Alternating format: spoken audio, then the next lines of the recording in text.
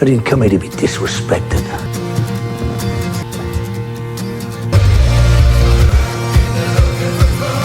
Let's play.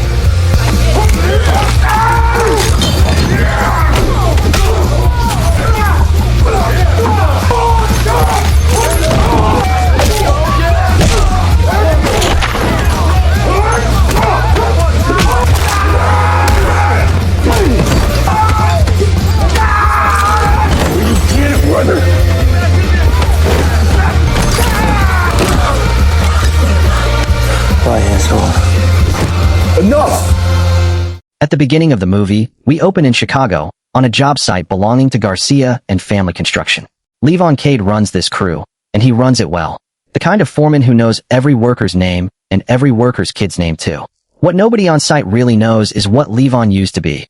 A Royal Marines commando with 22 years of Black Ops experience under his belt, the sort of resume that doesn't show up on a job application. He buried all of that the day his wife died. Now he just wants to build things instead of breaking them.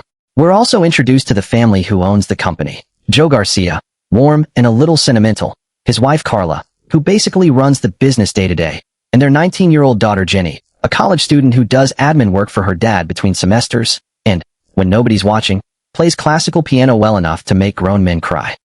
The Garcias took Levon in when he had nothing, and he loves them for it in the quiet, undemonstrative way soldiers tend to love people. Early on, the movie shows us exactly what Levon's capable of, almost as a warning label. A couple of loan collectors show up on site to lean on one of the workers over a debt, shoving him around in front of everyone. Levon doesn't yell. He doesn't even put down what's in his hands. He just walks over, tells them the man has work to do, and when they laugh in his face, he puts both of them on the ground in about 4 seconds flat. It's over before most of the crew even clocks what happened. Jenny sees the whole thing, and she's floored. She corners him afterward, half joking, half serious, asking if he'll teach her to fight like that.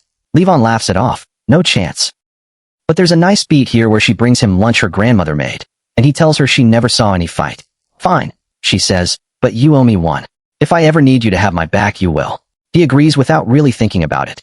That throwaway promise is going to matter a lot sooner than either of them expects. Underneath the job site stuff, the movie is quietly building a second story. Levon is fighting for custody of his own daughter, Mary, a bright kid who currently lives with her grandfather. When Levon's wife took her own life while he was deployed overseas, her father, Dr. Jordan Roth, wealthy, controlled, and absolutely convinced Levon is to blame, got emergency custody and has never let it go. Every visitation pickup is a small war. Roth doesn't bother hiding his contempt, telling Levon flatly that a man who's killed people for a living can't be trusted not to snap, that it's only a matter of time. Levon doesn't dignify it with a response. He's learned that Roth wants a reaction, and giving him one only helps his case. That case, by the way, is getting worse. At a meeting with his attorney, Matt Torrance, Levon learns that Roth's legal team is now arguing his PTSD and combat history make him a danger to Mary, and they're pushing to cut his visitation down to almost nothing and put a supervisor in the room for what's left. Levon has $10,000 saved for the fight, except Matt gently points out that a client who sleeps in a truck doesn't exactly scream, stable home. Levon promises to fix that too, one battle at a time. Meanwhile, completely unaware that any of this is coming, Jenny and her college friends, including her close friend Nina, head out for a night celebrating the end of the semester. It should be a completely ordinary night. It isn't, because two of the people in that club aren't there to have fun. Viper and Artemis are Russian traffickers who troll nightlife spots looking for exactly this kind of target. Young, unattached, nobody watching too closely. Artemis quietly snaps a photo of the group, and just like that, Jenny has become inventory. Their last stop of the night is a bar, and this is where the trap really closes. The bartender, Johnny, is friendly, charming, gets Jenny's name with a smile, and the second she turns away, he's texting someone about her. When Nina gets sick and Jenny takes her to the bathroom to help her, Johnny texts again. He's been feeding information to the traffickers all night, without either woman having the faintest idea. The instant Jenny steps outside alone, Viper grabs her. Artemis is right behind, and Jenny is gone before she can even scream properly. Monday morning, Levon shows up to a job site that's swarming with police cars pulling away. Joe and Carla are wrecked. Jenny never came home. The police have already made it clear they're not treating this like a priority, and Joe and Carla know exactly why they're really coming to Levon.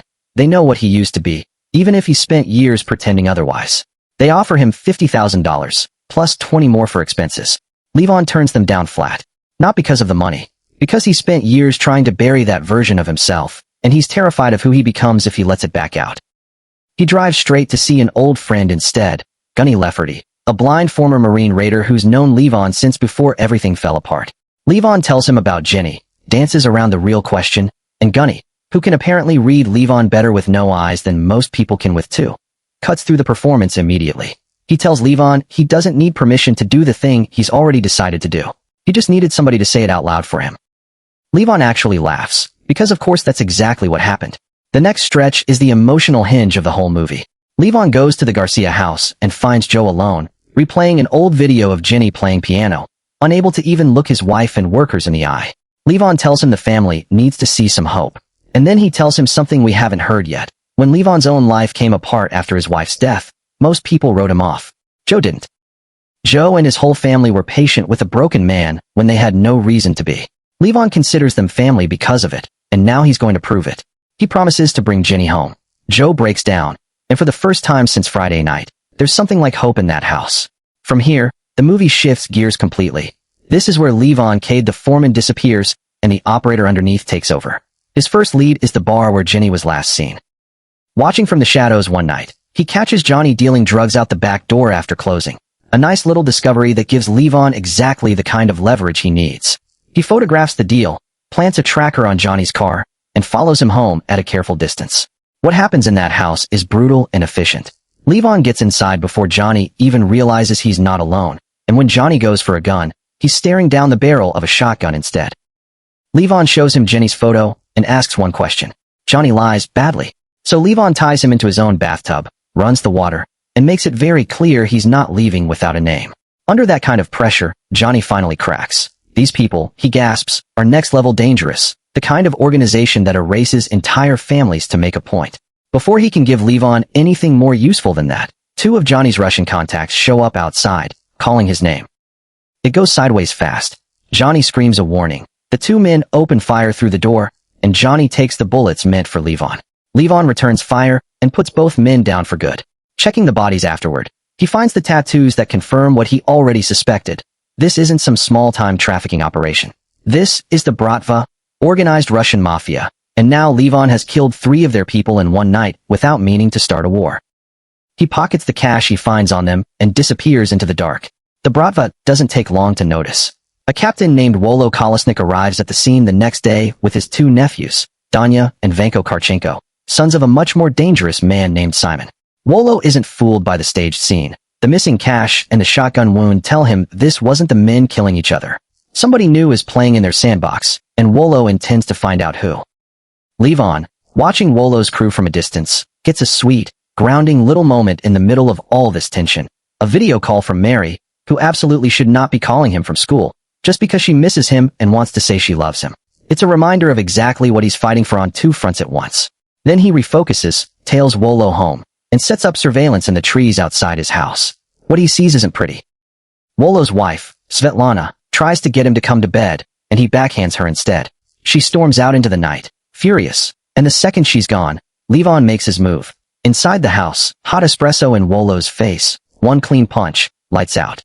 When Wolo wakes up, he's zip-tied to a chair at the edge of his own pool, tilted back at an angle where one wrong move sends him under, with only a chain keeping him from going all the way in. Levon eats a sandwich in front of him like it's a completely normal Tuesday. Wolo tries rank and reputation as a threat. Levon isn't interested in either. He slaps him once, for Svetlana this morning, and again when Wolo has the nerve to call her his wife, like that's a defense. Then Levon throws the man's own money into the pool, just to make the point that this was never about robbery. He shows him Jenny's photo. Wolo, rattled now, mutters a name, Dimi, and a string of Russian that isn't a compliment. When he won't give up anything more, Levon simply cuts the chain and watches him go under.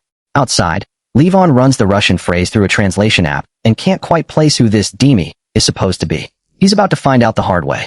Simon Karchenko himself shows up at the scene not long after, and we learn Dimi is actually Wolo's own son.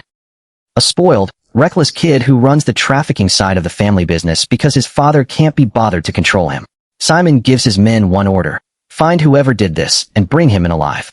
Working an old DEA contact, Levon asks about Dimi and gets a serious warning back. This isn't some street-level trafficker. This is protected, connected, and lethal territory. Levon's already past the point of caring.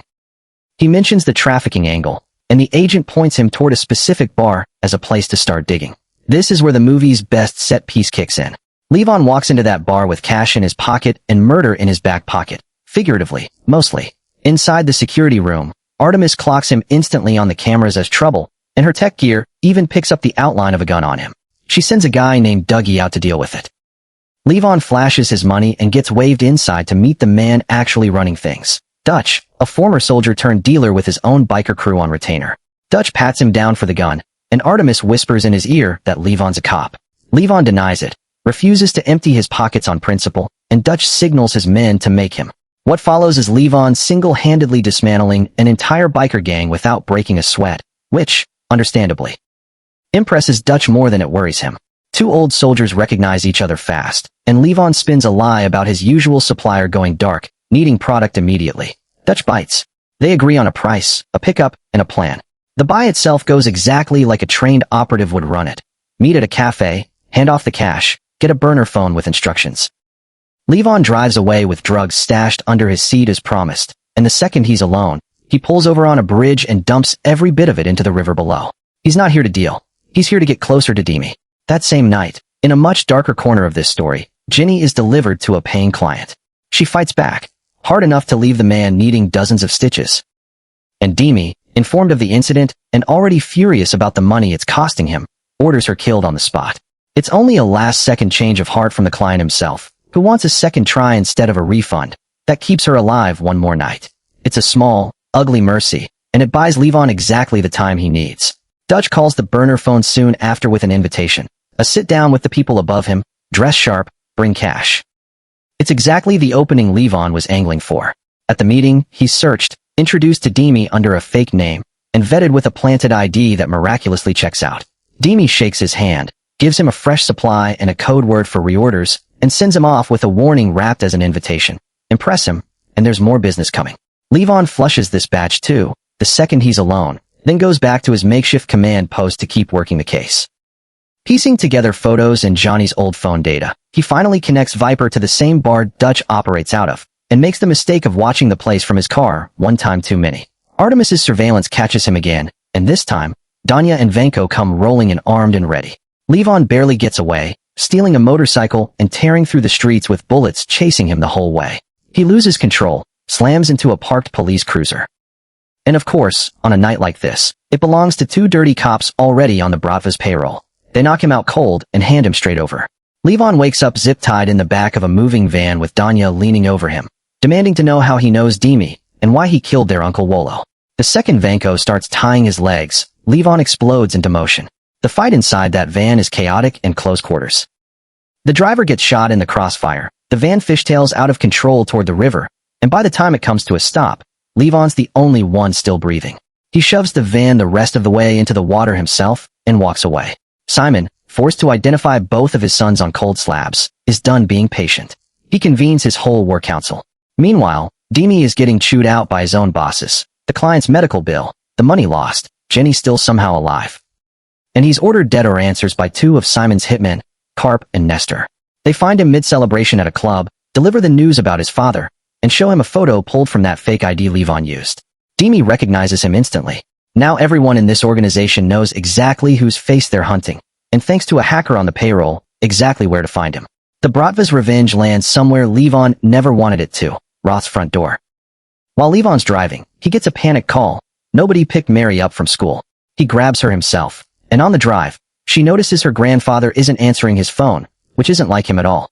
Levon finally tells her the truth in broad strokes. Bad people are after him, and he doesn't want anyone he loves getting hurt because of it.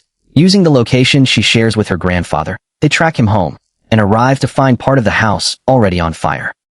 Levon tells Mary to stay by the car, and goes in alone. He finds Roth beaten and tied up, drags him out through the smoke, and gets him clear. Roth, of all things, finds a way to make even his own rescue about his hatred for Levon. This happened because of him. He spits. Violence just follows him everywhere he goes. It's Mary, of all people, who shuts that down cold. Levon could have left him to burn and didn't. For once, Roth doesn't have a comeback. When the paramedics arrive, he actually thanks Levon before they take him to the hospital. Small, grudging, but real. With Roth safe and Mary now a target by association, Levon takes her to the one place he trusts completely, Gunny, and his wife Joyce's house. While Mary settles in, Gunny takes Levon out to his gun room and arms him properly for what's coming. Before he leaves, Levon presses a small keepsake into Mary's hand. A promise, spoken more than said, that he's coming back for it, and for her. She hugs him tight, and he drives off to finish this. Back with Jenny, because she has not given up either. Viper and Artemis are transporting her again when she manages to cause a crash and bolt on foot. It's a genuinely thrilling stretch. Her captors chasing her through the dark, firing wildly. Jenny running like her life depends on it, because it does. She actually gets clear of them completely. Until she flags down what she thinks is a police car for help. It's the same two dirty cops from before. They hand her straight back to Viper and Artemis. When the client calls again, now offering $1 million for a second try and specifically requesting her not cleaned up, it's clear just how little her life is worth to the people holding her, and exactly why Levon promised what he promised back on that job site. Levon hits Demi's location like a one-man breach team, clearing guards, tossing a grenade to level the odds, and finally cornering Demi himself hiding under a table with a terrified woman as a human shield. When Demi presses a gun to her head, Levon puts a bullet cleanly through his hand instead, freeing her, and tells her to grab his cash and run while she can. Then he turns Jenny's photo on Demi and asks where she is. Demi, laughing nervously even with a gun in his face, can't understand why Levon is burning his whole life down for one girl he barely knows. Levon's answer is simple. He told her he'd have her back. That's it. That's the whole reason. Scared enough to talk, Demi gives up her location, and on the drive there, casually explains his business in a way that makes Levon's blood boil. Viper takes pictures of pretty girls at clubs. Demi sends them to buyers. Buyers pick who they want. A menu. Human beings as inventory. When he makes the mistake of saying Jenny's name with anything less than fear, Levon puts him on the ground with one punch, then finishes him for good once they arrive. No more use for him now. What Levon walks into next is an isolated farmhouse dressed up like a party. Men and women mingling over pool tables and drinks, the client from before among them, and Jenny, chained and hopeless, forced to play piano for the room like some kind of trophy. Levon starts working through the guards from the outside in, quiet and surgical, right up until Dutch, now aware exactly who's been lying to him this whole time, arrives with his entire biker crew to make it a real fight. Inside, Artemis and Viper drag Jenny away from the piano and chain her hands overhead while the client picks up a knife, telling her he's curious what she looks like underneath the surface. It's Levon's grenade through the window that ends that conversation permanently, blowing the moment apart just in time. What follows is an all-out war inside that farmhouse, guests fleeing into the night, Dutch's crew pouring in, gunfire from every direction. Levon and Dutch eventually collide directly, and after a brutal knife fight, Levon gets the better of him. There's an odd flicker of respect in Dutch's last words. This was never really between them personally, and he knows it. Levon closes his eyes for him and moves on. The client doesn't get a last word at all. One shot sends him crashing backward through a brick planter. Done. Viper, panicking, empties his gun at Levon and misses everything that matters. Levon closes the distance, beats him down hard, and finishes him with a single, brutal move. Jenny, who has had more than enough of being a victim in her own story, turns on Artemis herself, fighting back with everything she's got until she's the one standing at the end of that exchange. It's genuinely one of the most satisfying beats in the whole film. The girl who spent the movie being hunted becomes the one who finishes a fight on her own terms. Carp and Nestor roll up right as things are winding down, along with the two dirty cops for good measure. And in the chaos, Carp's own gunfire tears through the cop's car before Levon ever gets the chance to. Karma, basically, with the assault rifle. Levon mops up what's left of Carp and Nestor, lays down his weapon on the pool table as something close to a gesture of respect for the dead, and walks Jenny out of that farmhouse for good. She flips the burning building off with both hands on her way to the motorcycle. She's earned it. Not far away, Simon watches his empire crumble in real time and makes a call to report that Levon got away with the girl. The voice on the other end belongs to Yuri, his own brother, and the real power behind their entire operation. Yuri's answer is ice cold. None of this was ever sanctioned. This wasn't business. It was Simon's personal grudge, and the organization isn't going to war over it. Let the man go. Simon tries to argue, and Yuri makes it very clear the family will end him before they'll follow him into a war nobody approved. Alone in the dark, Simon screams out every bit of rage he's not allowed to act on. The next morning brings the payoff the whole movie's been building toward. Levon brings Jenny home, and the Garcia house explodes with the kind of relief you can't fake. Joe and Carla holding their daughter like they'll never let go again, then turning around to hold Levon just as tightly. He did exactly what he promised. Then he drives to Gunny's, where Mary comes flying at him for a hug he clearly needed as much as she did. He thanks Gunny and Joyce properly this time, sits down at their table, and for one quiet morning, gets to just be a man having breakfast with the people he loves. No missions, no enemies, just family, the family he chose, and the family he fought his way back to. And that's a working man from start to finish. One quiet guy's promise to a 19-year-old college kid spiraling into a one-man war against an entire trafficking network, and somehow, against every odds stacked against him, coming out the other side with everyone he loves still breathing. If this recap kept you hooked the way the movie kept us hooked putting it together, do me a favor before you scroll away. Hit that subscribe button. I mean it. Channels like this only survive because people who actually watch to the end decide to stick around. And if you made it all the way here, that's clearly you. So don't be the person who watches every single video and never presses the button. Subscribe, drop a like, and tell me in the comments which moment hit you hardest. Wolo in the pool, the van fight, or Ginny finishing her own fight at the end. I read every single one. See you in the next recap.